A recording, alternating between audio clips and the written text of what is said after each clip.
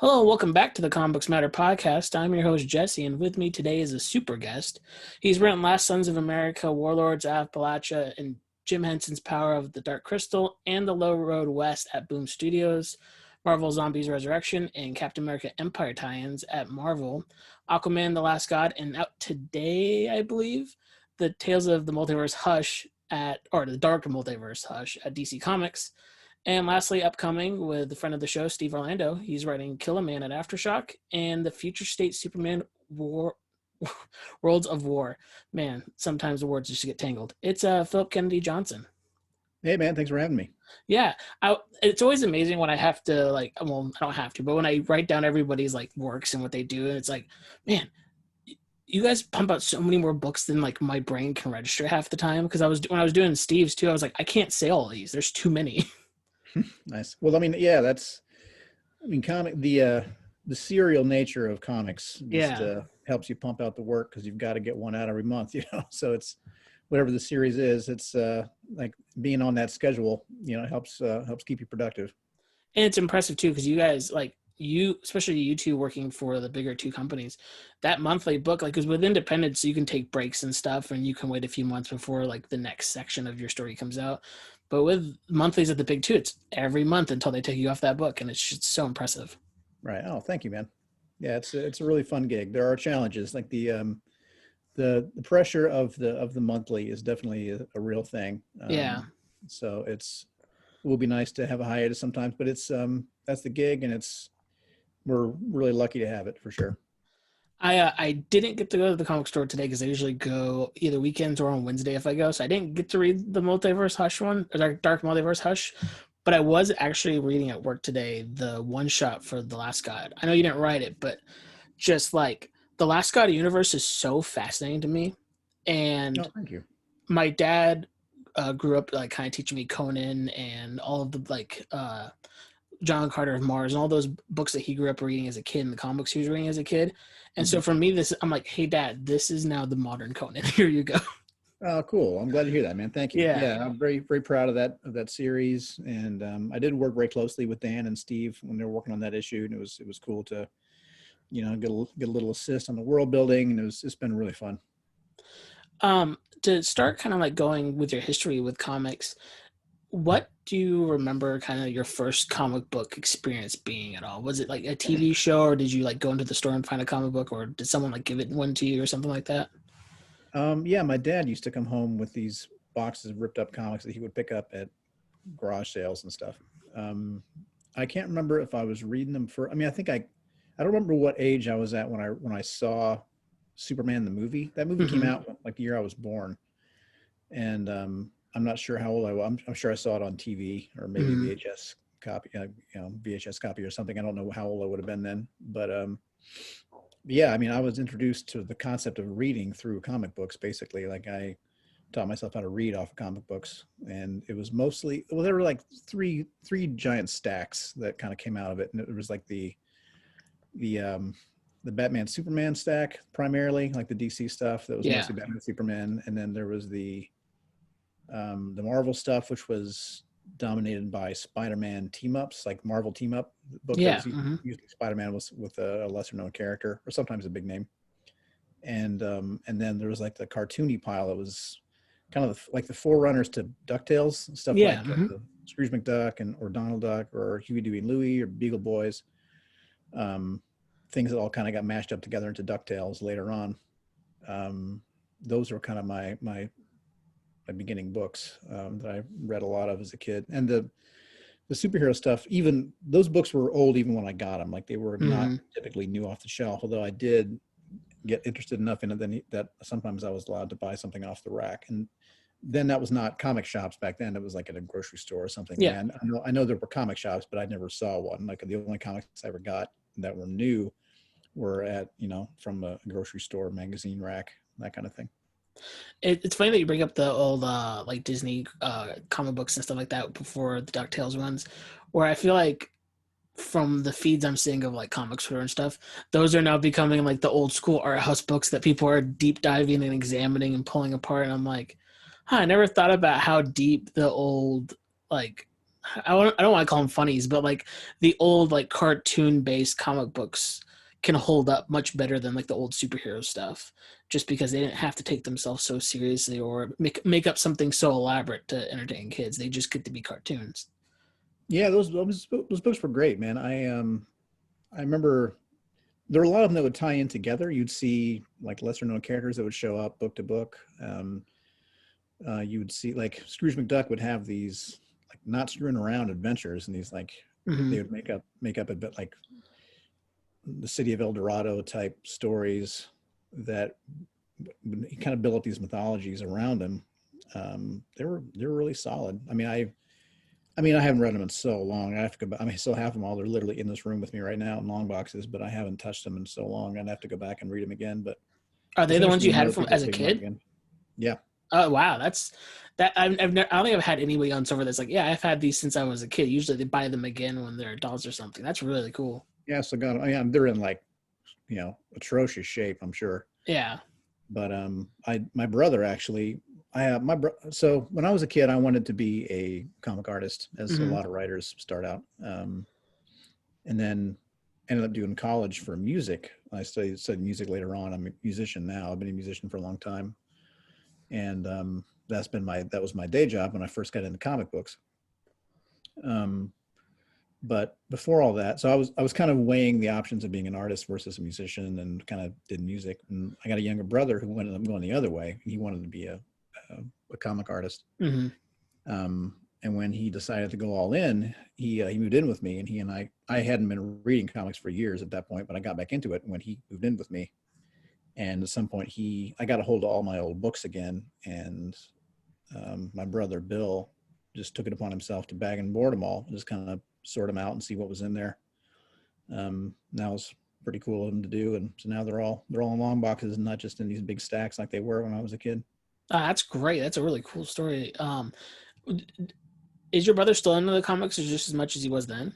Yeah, he's finishing up art school at SCAD right now. Oh, that's cool. This is like this. I didn't even think about this because I didn't know. I mean, this is new to me now. Would you ever want to make a comic with your brother then once he's done with art school? I mean, that's the whole reason I got into this. Oh, wow, really? Yeah, I mean, the whole point of it, and I mean, even now, the point remains to make books with my brother. Like, that's why I did it. That's so cool.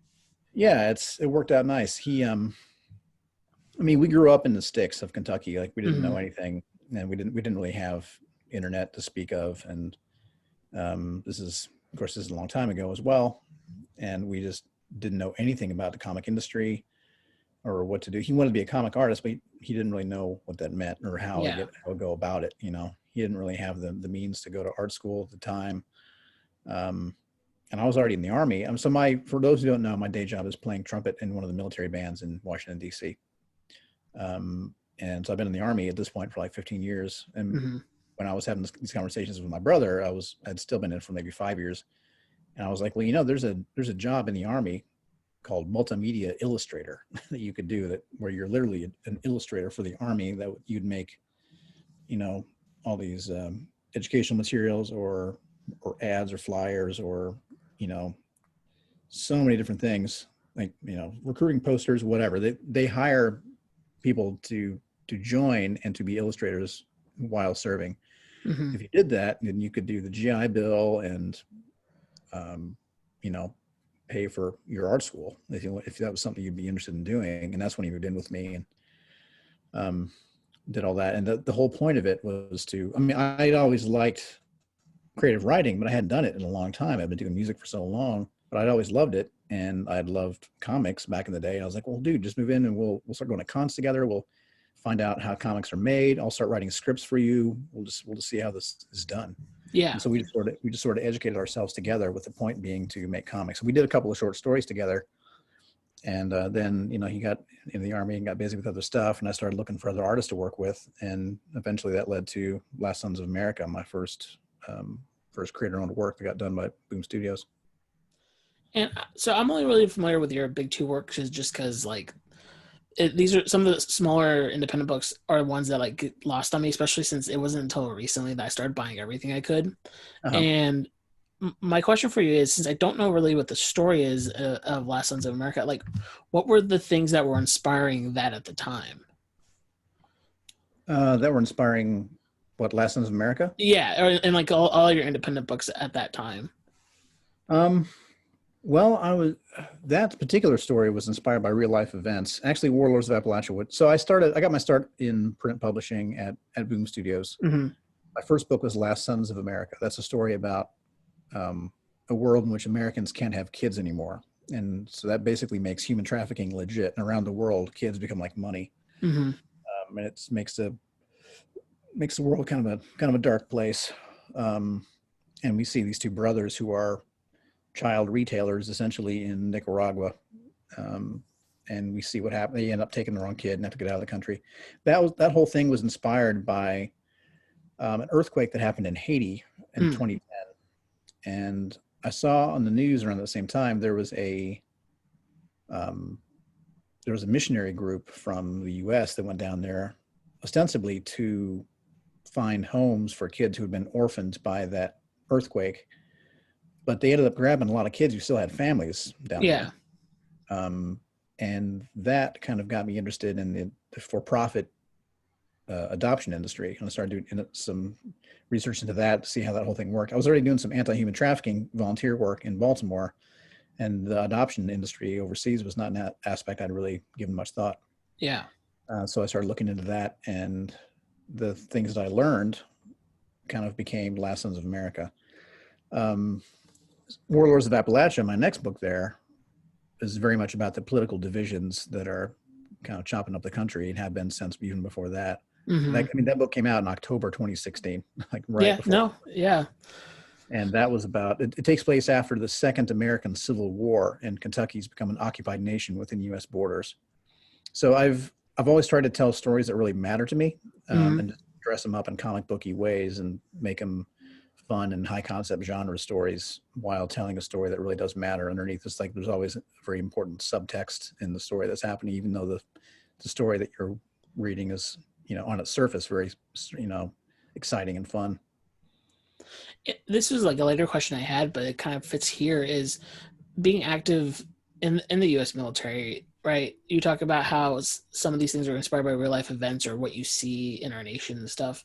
Writing something like Last God, which is a big, like, it's very epic and high fantasy in a lot of ways, but it feels very, whenever a character, like, I think it's the first issue that opens up and it talks about how the mountains look like a pair of breasts and stuff, and it's like, this feels like something two bros like chilling in the back of a truck looking at the mountainside will be talking. Like, some of the dialogue and some of like the other characters, like you're writing Superman coming up, you wrote Captain America, you're writing Killerman, these feel like very American characters or stories that are grounded into stuff you'll see here in the US. And even with your more fantasy stuff, it still feels kind of like this is America in a fantasy setting in some ways. Do you feel like the U.S. military itself has influenced it because of like you being active in it, or just because of how much you're passionate about this country in that way?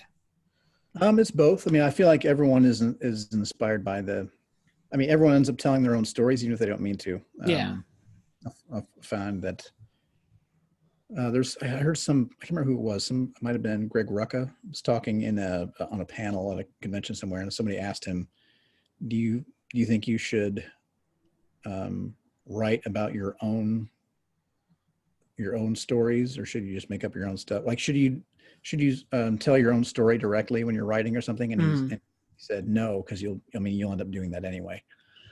And I find that to be true. Like, the things that I care about come out in my writing for sure. I don't have to try hard to do that, Yeah. So I'm not, like, the things that I write are not necessarily meant to like directly be criticisms of the military, or to tell exact stories of things I've seen and done. I'm just sort of, my stories are just kind of colored by my own experiences, Yeah. But yeah, I mean most of my stories are about America in some way, like America, or about my own son. I tell a lot of stories about him too. A lot of it is about fatherhood, or about father-son relationships, or about America for better or worse, things that we should be, things that we've done. So yeah, I do care about this country a lot, and not from a nationalist perspective. Like, I'm not a nationalist who thinks Yeah, that no, for sure. is right in all things. I think it's more, I know I know how this country was conceived, like what it was supposed to be, and I want us to be that thing, like I want us to live up to our potential as a nation. Yeah, we can be better, so let's be better. Yeah, it's more from that perspective. And talking about a relationship with your son being in the comics, Last God is very much a father-son relationship in a lot of ways. Even if it's not directly them interacting, it's the actions of the father falling to the son, and the premise of the book, really. Yeah, And how old is your son, if you don't mind me asking? he's 6. So I'm assuming that you haven't lied about killing a dark god, and now it's coming back to haunt your son at 6 years old. But is your relationship currently with your son at all the way that you're writing at the book is like, I don't want to be this man, I don't want to be this man? No, it's not exactly. I mean, no. I mean, Tyr's a monster, right? So I Yeah, try yeah. not to be that guy. The concept of the Last God, or the subtext of the Last God, is it's about the lies we tell our kids, Mm-hmm. right? It's about we all want our kids to, like, I shouldn't say every. I mean, most kids on some age think their dad is like unstoppable. Like, think their Yeah. dad is this big, awesome thing and has all the answers and is just this big, tough dude. And we get older and we discover that our parents are human like we are, and sometimes we learn about the mistakes they've made. Mm-hmm. And as we get older, we're invariably disappointed with them in some way, and we tell ourselves, I'll be better than that. I'll be better than my dad was. I'll be a better father. I'll do all these things right when it's my turn. And I'm sure I'll fail my son in other ways. I'll do my best by him, and I'm trying to be the best dad I can, for sure. And I put a lot of thought to our relationship and about his upbringing, and I try to be this awesome dad, and I want Yeah, him, for and I sure. know that he still sees me in that light. He sees me as like this hero and this big awesome dude, and I try to be the real deal for him. But I know that someday he'll look back and he'll be a teenager and he'll think I'm really lame, and I'll try not to make the same mistakes my dad did. But it's sort of about that cycle, really. It's about our illusions being unveiled, and we realize our parents are mortal and they made mistakes, and now it's our turn to do better. It's about that whole cycle of just wanting to be more and to be better than our parents were. Yeah, and with Last God, you really build your whole universe, feels like, from the ground up. And I've heard you talk on other shows and in interviews and stuff how like this is something that's been kind of gestating for a while, and you've been like really working hard on making sure the world feels alive, and it really does. It's one of the reasons why, like, the first issue, I told all my fantasy friends, like, this is the one you got to read. Like, if you're gonna read a comic book, I can't get you to read comic books. If I get you to read one, this is the one you should read. Oh, dude, thank you so much, man. I appreciate Yeah. that. Because like recently I had friends who got me into Dungeons and Dragons and stuff in the last few years, and I'm like, how do I Rad. get them now to get into my hobby? Oh man, I wish I had. I don't really have a crew, like a Dungeons and Dragons crew, and Yeah. I've met friends who have, like, dude, you got to do with this, and it's not just about the people, it's about the time as well. And Yeah, it takes a lot of time and a lot of planning. writing just takes so much time now. Like, I really love video games, and I have not had much time to play a game in forever. I did carve out the time to play Last of Us Part 2 recently. That That's, definitely feels like a game up your alley. God, man, those games, like Last of Us 1 and 2 and God of War, are all, like, those games are made for me. Like, it's not just, I mean, first of all, I love third person games, but Yeah, for sure. I love all the mythology that went into God of War. I mean, obviously it's not new. It's all a lot of, I mean, most of it is taken from Norse myth, and that's just rad as hell. And Hmm.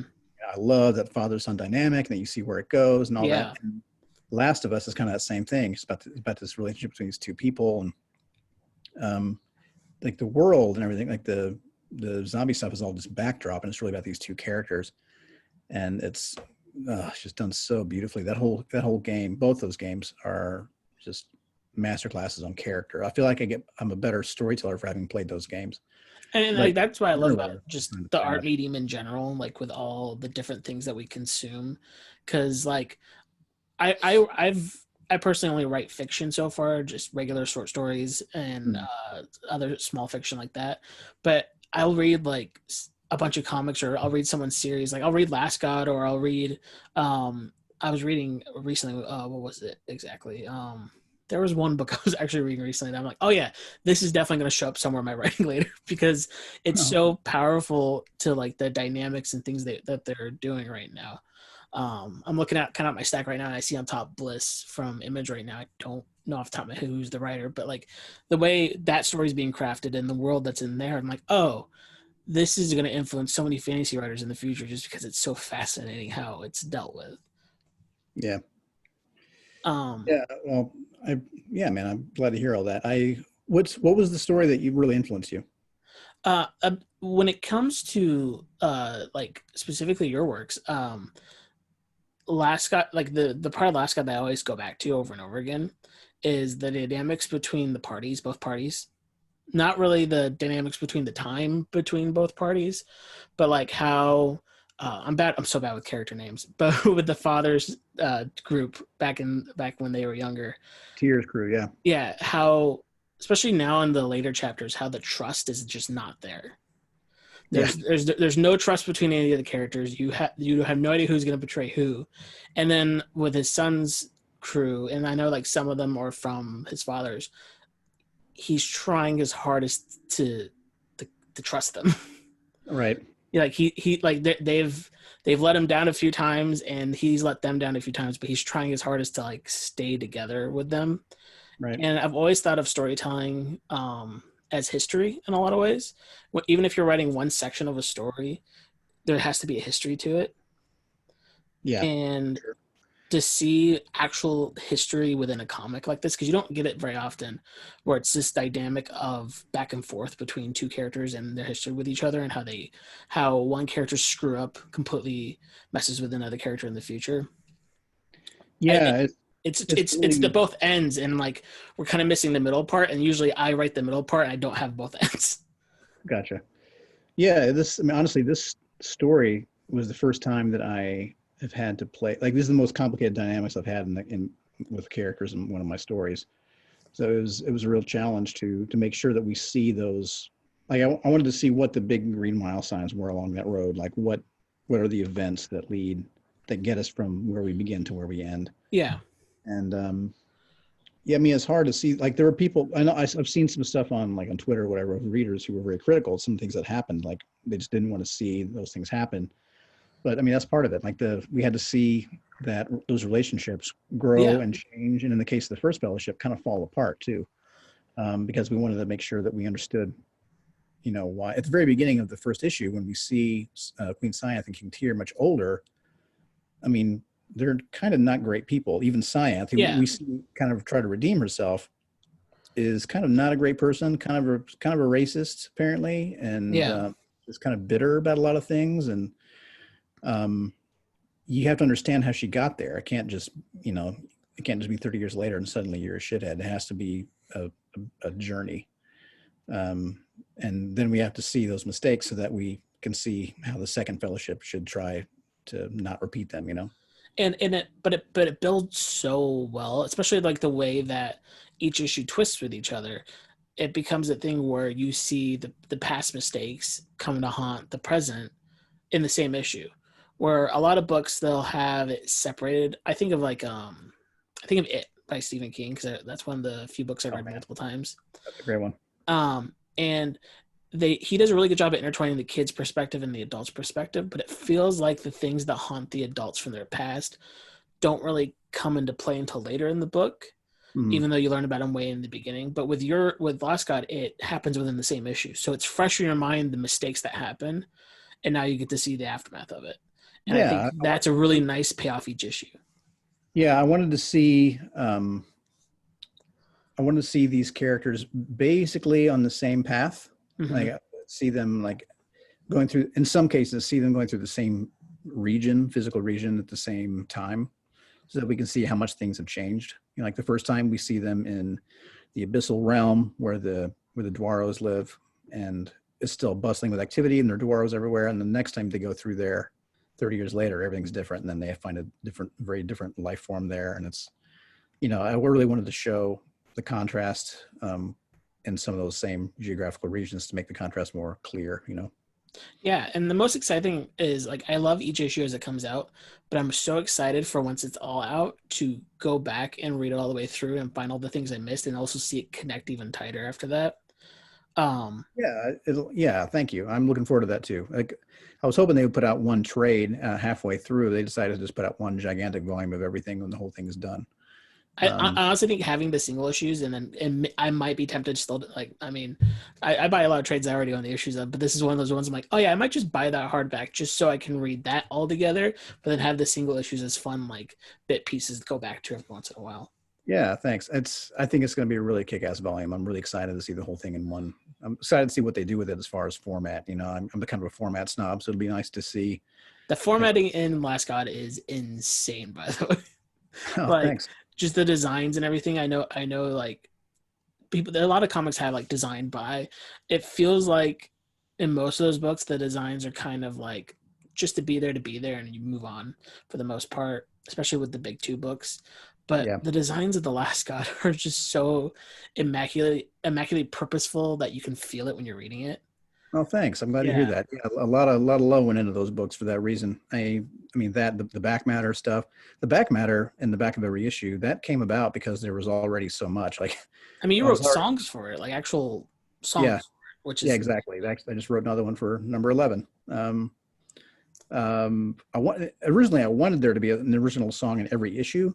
There were a couple issues later on where they were starting to feel like it would have felt mhm. kind of shoehorned in, like it wasn't really a need for it or a place for it if I had done it. So I didn't. I decided not to put a song in every single issue. It didn't always need it, but for just about every issue, there's an original song either in the back or in the interiors or both. And sometimes you'll see a character kind of sing the lyrics to something, and then Yeah. at the end of the issue you'll see the sheet music so the music minded can play it or sing it if they want to. And then I also wrote, because I'm a psycho, I wrote out a whole nother system of notation that they play in that world, so you can see how they would, because I want all the materials in the back to seem like they're Yeah, for sure. actual documents in that world. So you want to see what they look like there, not just made up, so that we can understand it in this world. So I made up another notation that they would read there. I know Scott Snyder is blessed of getting a soundtrack for Dark Knights. Do you think you'll be able to get a soundtrack for Last God coming out? I don't know. I mean, I've already recorded some of that stuff. We put out trailers for the first 3 issues, and I recorded music for all those. And those were based on songs that do appear in those books. As someone Um, who doesn't play any instruments but is an extremely big fan of music and how music's made, I would love to be able to listen to the music of Last God while I'm reading it. yeah, check out my YouTube channel. Actually, they're on there. Sweet. Um, There's trailers yeah. for. Let me see. So the trailer in the first issue was just an instrumental piece that I just called Last God Overture, and then for issue 2, I recorded Petal Black, Petal Gray, that little nursery rhyme that they're singing in the first Mhm. one. And then for issue 3, there's a song called Sleep that appears in the book, that we set to music and sang and played. It was really cool. Going back to kind of like the things that inspire you when it came to Last God. There, I know there's like just a ton of high fantasy stuff, but was there any particular comics you were reading a bunch of or anything at the time to kind of get the tone or the feel of the story you wanted to make? Um, hmm, Not really comic books. Um, I'd say I was reading Robert E. Howard stuff Mhm. like Conan, like the novels. I was reading. Well, I guess I did read some of the Conan novels, graphic novels rather, Mhm. like one of the older ones, and I really like the newer ones as well. But um, let's see, I read a lot of the Cimmerillion actually. I think that makes a lot of sense for how deep the lore goes in Last God. Yeah, for me, I mean, people kind of shit on the Cimmerillion because I mean, it's not a fun read per se, Yeah, as it's far like a as history book, if anything. yeah, exactly. It's not fun like the way it's not a story exactly. It's not like a narrative like you usually get it. It's more like reading the Old Testament, but it's Yeah. so rewarding. Like it's just the world building is so rich that yeah, man, it's just awesome. I really love the world. It's a blueprint for how to world build, you Yeah. know, And so I loved it, actually. I really love reading it, and I read it a couple times over while I was fleshing out the world building for Last God. When it comes to history and lore, I think some people get spoiled by how good Neil Gaiman wrote I had the name of it, the mythology book that he did, the Norse mythology book. Like, Oh yeah, reading that, it's like it feels like you're just reading a bunch of like fun stories. Well, but it all connects, and it feels very much as a history as you're going through it a second time. But yeah, sometimes history is just reads like history, and you gotta be ready for that. yeah. That was really really fun. Going to something that's not out yet, and I know you can't talk about it that much because it's next year. But when it came to Superman and being able to write Superman, first off, he's the Man of Steel. He is the ultimate, next to Captain America. He's the ultimate hero, and I think in a lot of people's eyes, at least my eyes, growing up, it's Superman and Cap are the two ultimate heroes on both sides. Sure. They're the ones that stand for the truth, justice, and old school American way. Even though Yeah. maybe Superman doesn't say that often anymore, they both stand for that, and they both mean that back in the day for sure. Yeah. Did you approach both Cap and Superman kind of the same way when it came to their personalities, or was there a straight dynamic that you saw differently between the two of them? It's very different, actually. Cap, they're different because, I mean, Cap was Superman in the 40s. Mhm. You know, like he was a very different kind of hero. He was the perfect hero for 1940s America. Yeah. Superman is essentially from the future, really. Mm-hmm.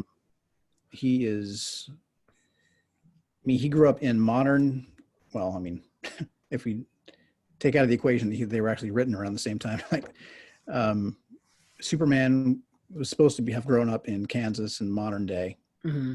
and is a child of this version of the world, you know, but with a legacy that's really like a futuristic version of humanity.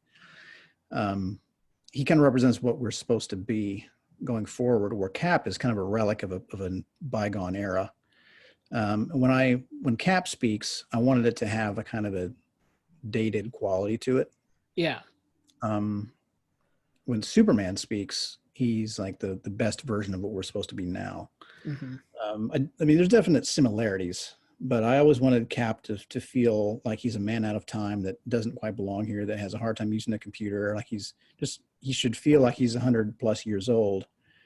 And even though he's not. And yeah, he was the perfect soldier back then, but he's still a soldier, whereas Superman would prefer not to fight. Not that Cap is always, you know, Cap doesn't like love to, you know, kill people or whatever. It's just a different kind of thing. He's a soldier first, whereas Superman is, I mean, it seems like a contradiction because he's always punching shit, but he's more of like an ambassador for peace, you know. It's just a different kind of, I mean, on its face, like you could kind of cruise through a comic book and think that they're similar, yeah, because of the primary colors and because they both kind of talk like, whenever either one of them speaks, other characters listen. Yeah. But if you get into the nitty gritty of it, I write them very differently, actually, and I see them very very differently in my mind. And it feels weird because, like, especially when I'm talking to someone that I love their work in general, and I don't think I would ever talk to someone where I don't love their work because that would be weird. But seeing your name under Superman when I was reading the Future State solicits, I'm like, oh yeah, that's perfect. That's gonna be one of the best books. Oh, dude, thank you so much, man. That's so nice to hear. And the concept of him being on the War World and seeing that cover, I'm like, is Philip writing John Carter of Mars, but if John Carter was Superman? I am. That's what I'm doing. and that's, I feel like it probably has been done at some point by someone, but to see it in a modern sense is going to be so much fun.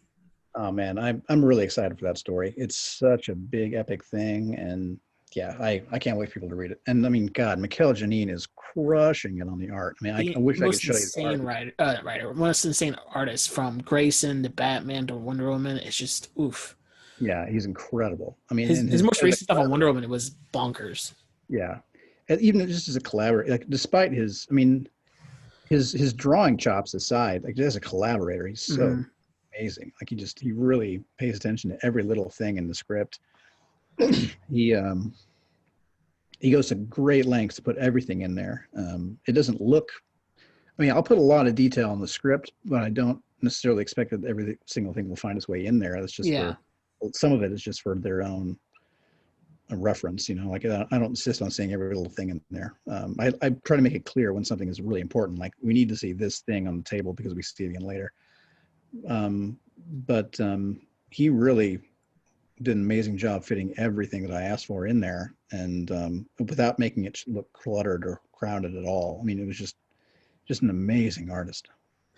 Did DC pitch you to do Future State, or did you pitch them to do Future State? I don't know if you could say that or not. They pitched. Well, they didn't. They asked me if I wanted to do it. Basically, they asked me for a pitch. Yeah. So yeah, that's typically how it goes for me. Like they usually will, like, hey, we'd love for you to do this thing. What would you do if you got the opportunity? And yeah, I told them what I would do, and we ended up doing it. Reading all of the books coming out in those 2 months have got me so excited. Like I am just jazzed about this lineup and everybody that's going to be a part of it. It just seems like a really good batch of new creators and a really good batch of people who have strong voices, and it's just going to be really fun, I think. Yeah, I'm really excited about everything I've seen. I've seen a lot. I know a lot of the creators and doing a lot of the books, and they're all super well suited for the books they're doing. It's a very diverse lineup as far as extremely. Also as the characters too. Everyone looks very diverse and not in a way that feels forced. Like it all feels very authentic, and yeah, I'm stoked. Yeah, and it's one of those things where I always hope with comic books, especially from the big two corporations, that they will really put in an effort to shake things up, and not in the way of like we're gonna kill somebody, but no, shake things up by getting new people and people who talk to people who are real today. Because I know there's a lot of instances of people saying, well, you gotta write them like they used to be written. I'm like, no, they don't. These are characters that evolve. That's what the point of them is. They always evolve. Right. Yeah, that's true. Like and that's definitely happening now. Like I've seen some really creative pitches going on in the other books, and a lot of them are going to tie in together. And yes, super exciting time to be DC right now. Yeah, and an essence of a character doesn't mean that character can't evolve. You can keep that essence and keep it new and fresh and evolving every single iteration. And I think some people, especially fans for sure forget that at times. And I feel like if we could just remember that, we can make the community a lot healthier. Yeah, I know. I agree.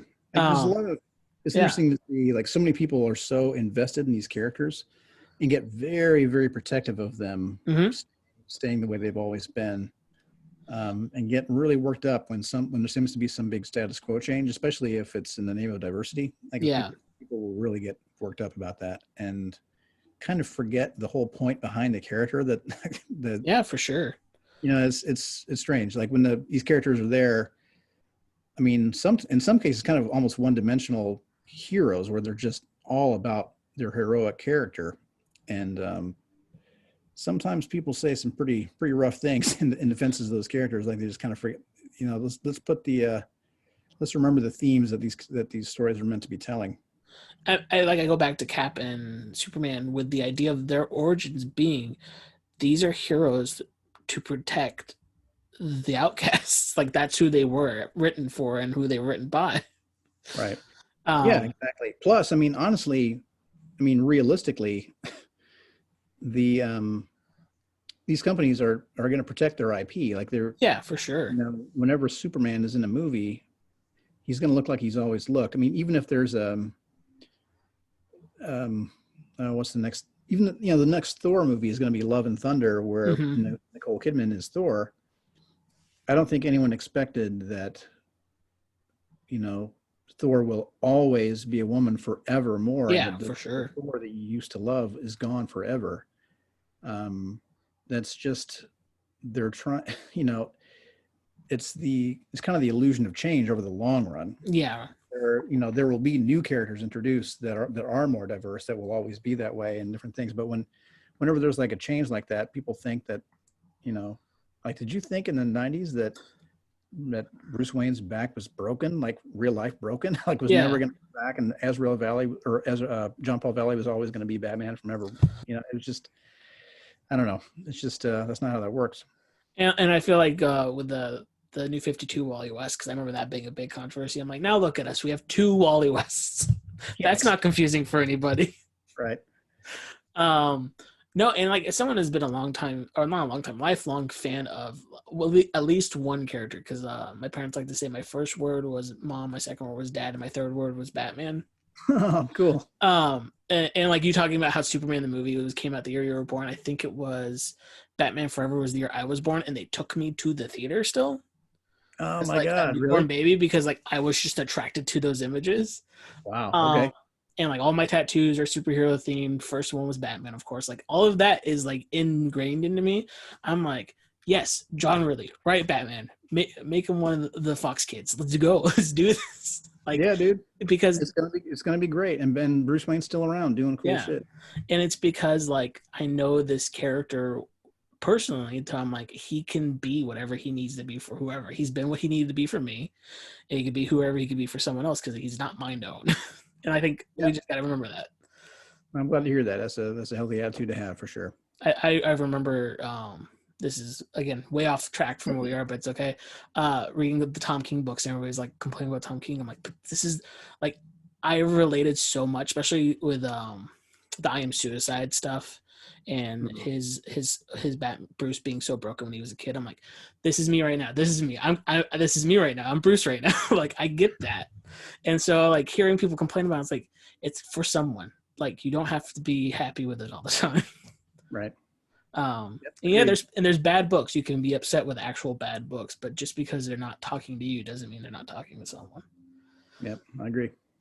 Um, to kind of wrap back around to your works and kind of close out with some stuff that's coming up still too.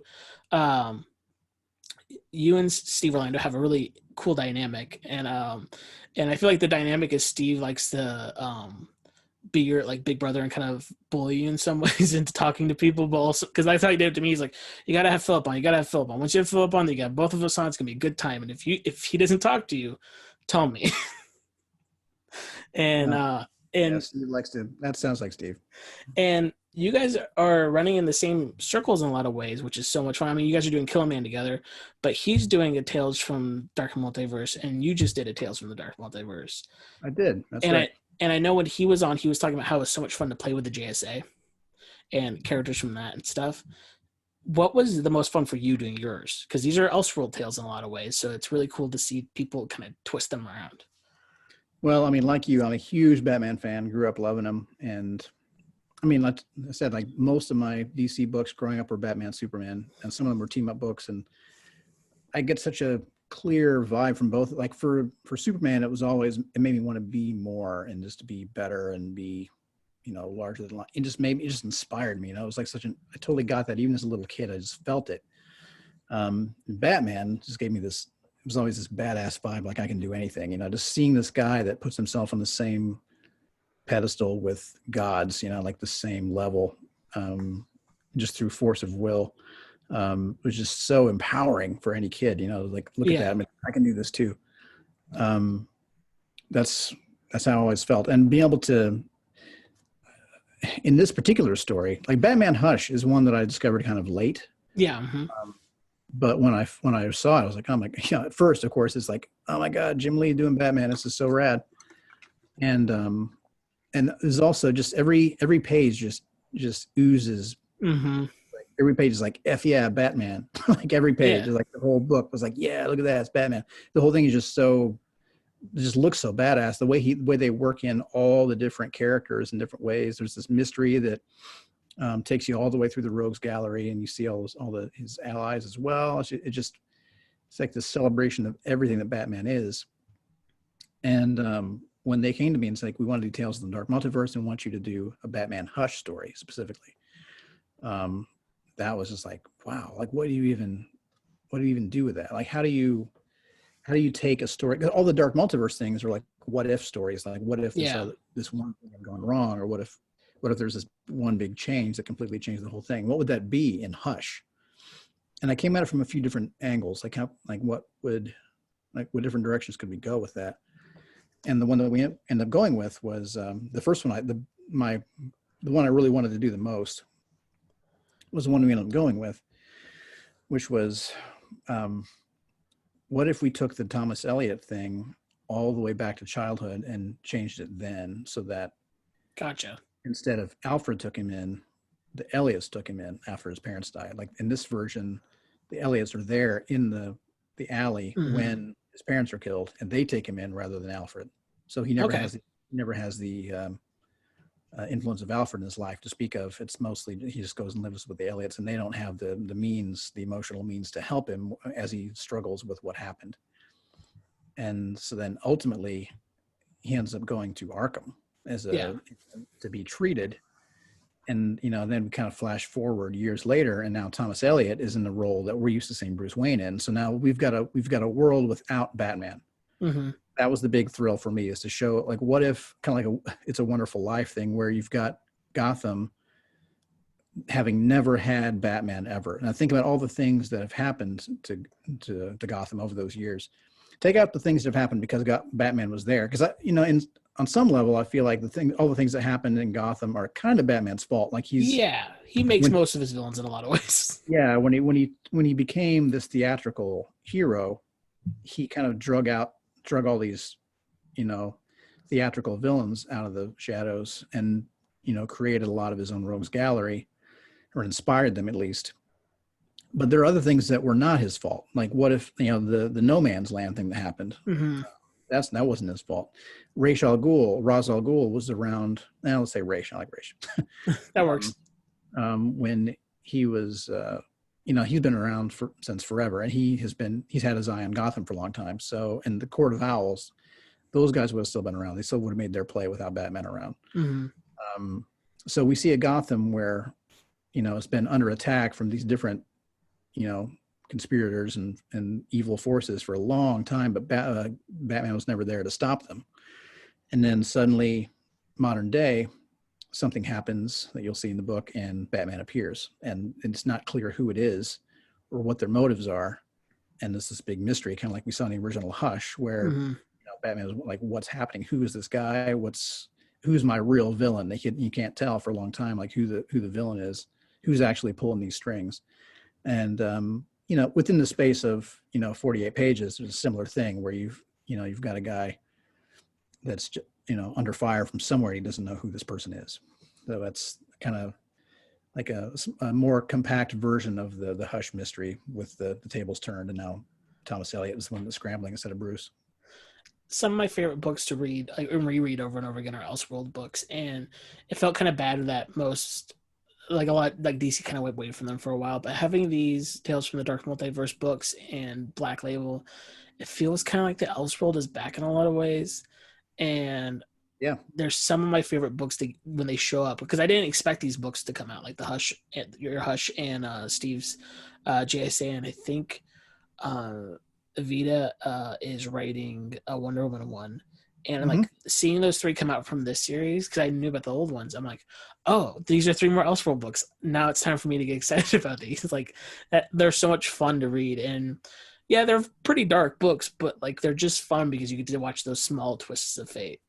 Exactly. No, I think it doesn't feel like you're darking out your line if it's just these Elseworld stories. Yeah. It's kind of fun when you get to see this dark take on it, and then it's over. Like if this was the status quo for Batman from now on, it'd be a slog. Yeah. But seeing it in this light is pretty cool, I think, and I can't wait to see the other ones too. And last book of yours I want to talk about before we wrap up with a few more questions is you're writing Kill a Man with Steve, and if anybody wants to know how you and Steve got together, they can listen to your guys' Word Balloon episodes, because I know both of you have repeated the story quite a few times. The thing I'm super curious about is, I know you're writing kind of the fighting aspect, and Steve's kind of writing the emotional aspect, and you guys are kind of working together to kind of combine both of them and work on each other with those. Is there a part of writing Kill a Man that's been more fun than writing any of the other books you've written?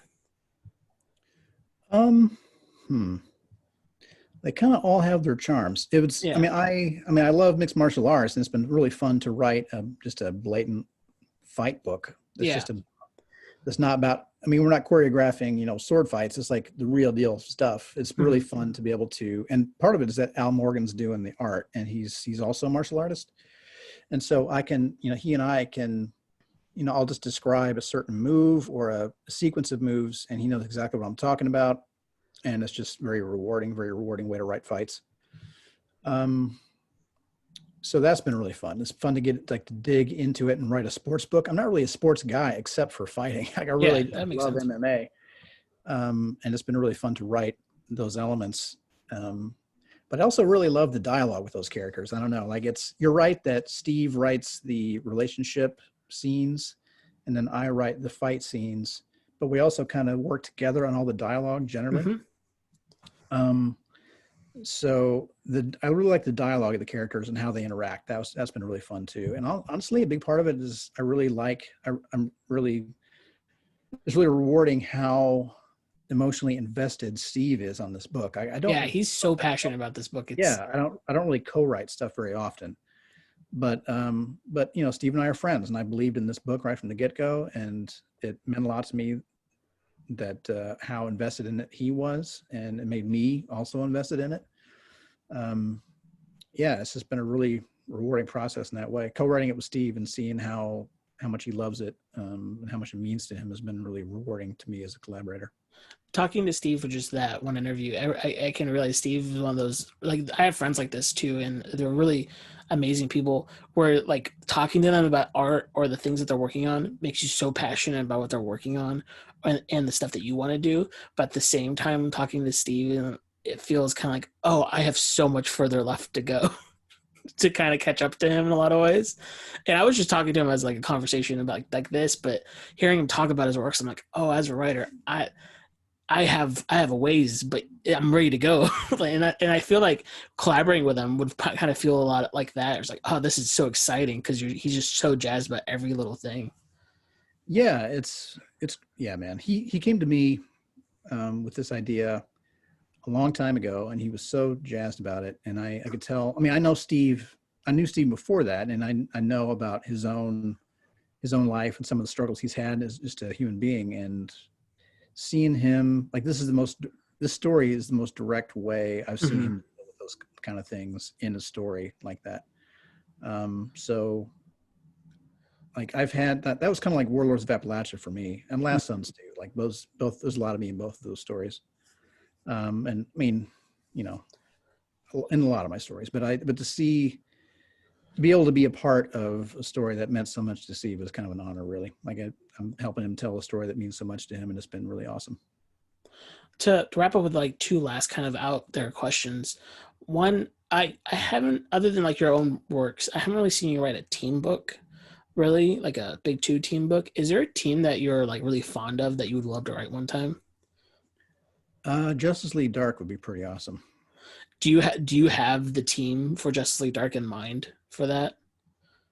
Like what Honestly, members you no. would pick? I would need a minute to put that together. I mean, Hellblazer would absolutely be part of it. The thing about that is that I don't see him as a team guy at all. Yeah, that's what's so fascinating about since like the New 52 Justice League Dark is like he's kind of become their Batman, Yeah. where he's always on the team, but he's the one that shouldn't be on the team.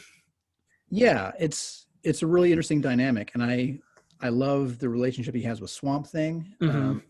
So I mean, Swamp Thing and Constantine would absolutely have to be part of it in some way, and it would have to be in a way that Constantine doesn't think he is part of the team. Like he'd be in the story, Yeah.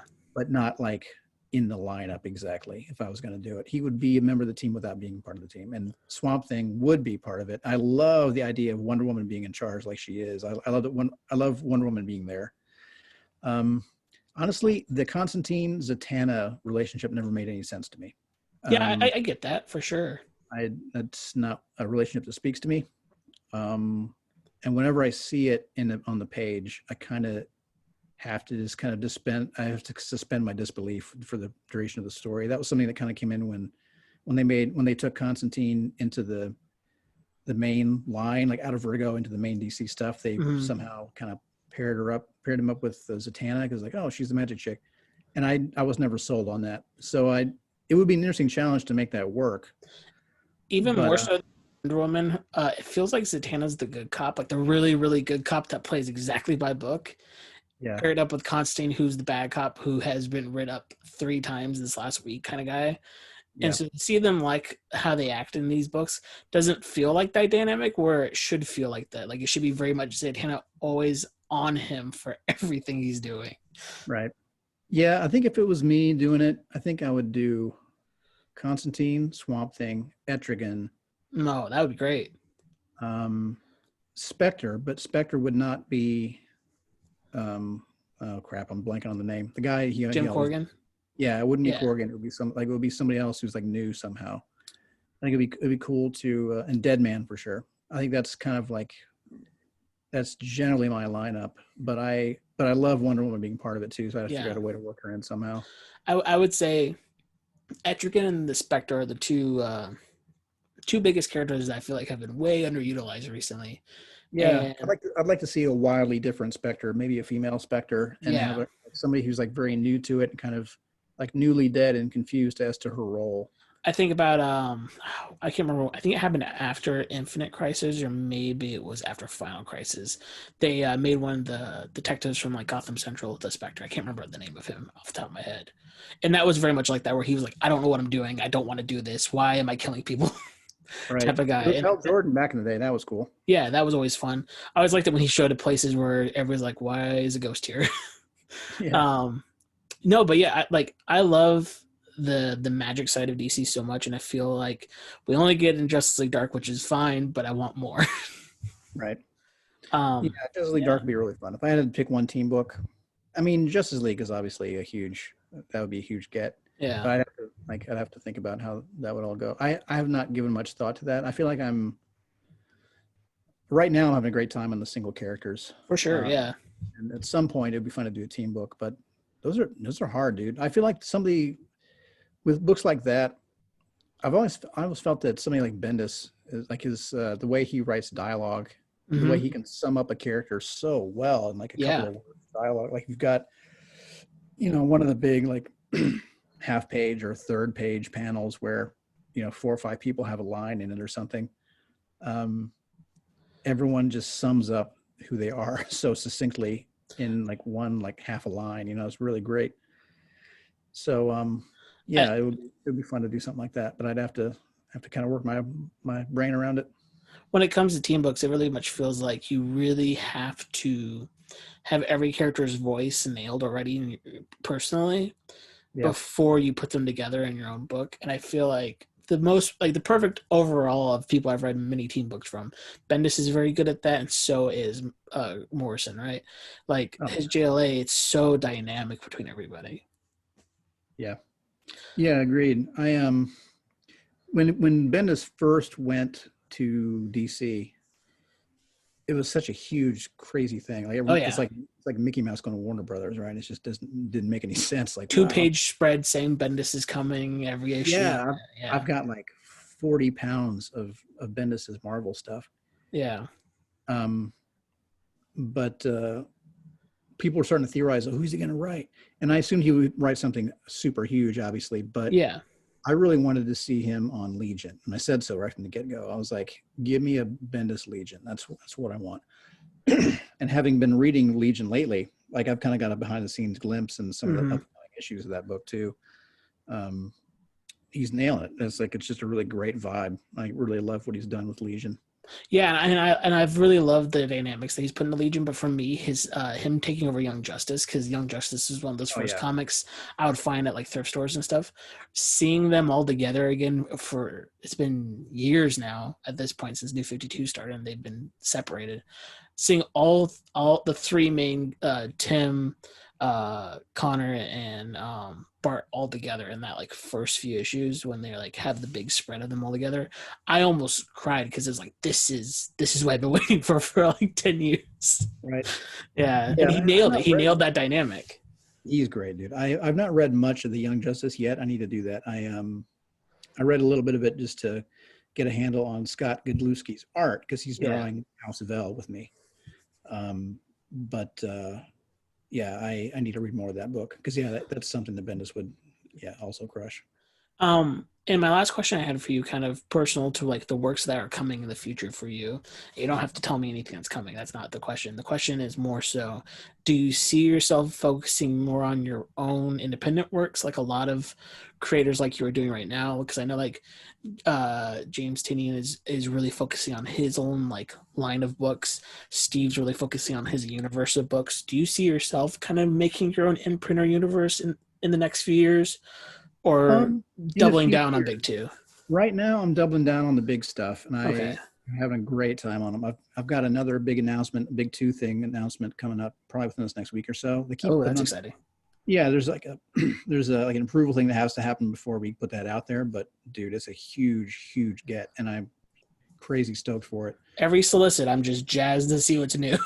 Oh, thanks, dude. Yeah, I between Superman and this, I'm going to be busy. So within about a year or two, I would like to start doing some creator own. I do have a lot of ideas I want to start putting out again. But right now, I have an amazing time with the big two, and I'm happy to be getting more readers this way too. Mm-hmm. So hopefully, when I do go back to creator owned, I'll have a wider audience and bigger footprint. Well, Phil, thank you for being on the show and talking to me for an hour and kind of just going all over the place because that's always the most fun for me. Yeah, dude, it's my Um, pleasure. So it's good to meet you. Make sure everybody who's listening, if you want to just read something that doesn't matter to anything else in comic books, pick up The Last God or pick up the Dark Knight multiverse. Or I always mess up because it's such a long name. Tales from Right. the Dark Multiverse, Hush, because those two are going to be so standalone overall, and they're probably the things you most easily can get to. For this show, you can find us at. Oh, actually, Phil, do you know your Twitter handle offhand? I can look it up if you don't. Yeah, it's at Phillip K. Johnson. That's two L's in Philip. And you can also look me up at Facebook by my full name and on Instagram at Phillip_Kennedy_Johnson. Also the And website, yeah, Johnson.com. And yeah, I'm all over the place. and I'm going to put a bunch of your links in the description here so people can just click on them too. You can find this show on Twitter at Comic Books Pod, Facebook at facebook.com/comicbooksmatter. You can email me at comicbooksmatter@gmail. And if you have any questions for guests, stories about how comics impacted you, or want to be a guest on the show, you can reach me at all those places for those things. Don't forget to leave us a review on your favorite platforms and share with your nerd friends if you like. The logo for the show is done by my friend Steven. The theme is Join the Restaurant by David Szesztay, and I've got it on freemusicarchive.com. And remember, most importantly, for the rest of the year, please be good to each other. I agree. Good talk to you, man.